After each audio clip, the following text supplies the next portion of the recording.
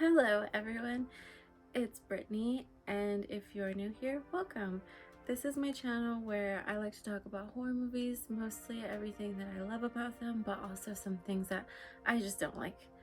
So today's topic is underrated horror films that you need to see right now. These may be some movies that you may have just missed because there's just so much out there. The first one is Dead Silence, directed by James Wan. This is a horror slash thriller that I think deserves way more recognition. It starts off with a young married couple that has just received a mysterious package in the mail. Now, things start to feel very weird quickly, and the wife is brutally murdered. The husband, named Jamie, decides to return to his hometown in an attempt to uncover what may have happened to his wife, which is when he discovers the legend of Mary Shaw. I really love this movie. I think it's one of the scariest movies from James Wan. There's also some hidden Easter eggs. If you see those, be sure to let me know down below. This is a movie that I won't watch alone at all. It's one of those up there with like The Exorcist for me and like Sinister. I just can't watch those by myself. This next movie is another horror slash thriller named Christy, directed by Ollie Blackburn. Basically, a young college student named Justine decides to stay on campus during a school break. Even though she's feeling pretty lonely and bummed out, one of her friends decides to let her borrow their car. One night, Justine decides to use the car and go out for some snacks. This is when she stumbles upon some trouble.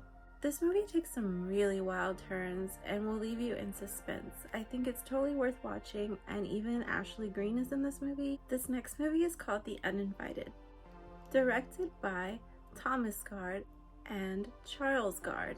A young girl named Anna, played by Emily Browning, comes home after spending some time in a psychiatric facility. Now that she's home, she discovers that there's a new woman living with them whom her father is now engaged to. Anna and her sister want to know more about this woman and start to try to uncover anything they can find about her. And this is when things really start to get tricky. Now, I really appreciate all the mind games that this movie plays with you. I don't know if you're anything like me, I did not see any twist coming. If you've never seen this movie before, then you're definitely in for a treat. This is another favorite of mine, which is more of a comfort movie.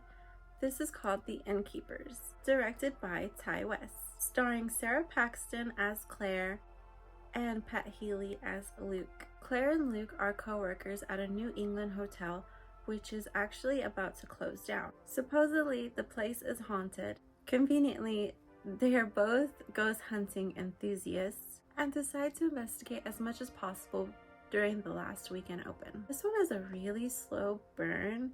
If you're not really into something like that, then this may not be for you. But lately, I've just noticed that I'm really into slow horror movies. There's also a lot of humor sprinkled throughout this movie, so it's not too serious, but it still has some really creepy moments. Overall, I think this movie is perfect if you're ever in the mood to just unwind with a horror movie that's not too much, but still just enough to get the job done. Now, this next movie is also directed by Ty West. This is The House of the Devil, starring Jocelyn Donahue. Much like the last movie, this one is also another slow burn, but this one has an even bigger payoff, I think. For the first 20 minutes or so, you're getting to know the characters and trying to understand why the main character, Samantha, is so desperate to come up with some cash. She's a college student wanting a new home, which leads her to stumble upon a babysitting job, which she's never done before. Despite this whole situation feeling really off, Samantha decides to go through with the job. There are some really shocking scenes in this movie. As you can assume with the title, there's going to be a lot of satanic things, so just be prepared for that. Okay guys, so this is my little list of a couple of horror movies that I think are severely underrated and deserve a lot more attention. Hopefully you have fun if you check any of these out. Please let me know down below if you are a fan of any of these films. Also, just let me know how you're doing. I'd love to hear it down in the comments below. Thank you so much, and I'll see you in the next video.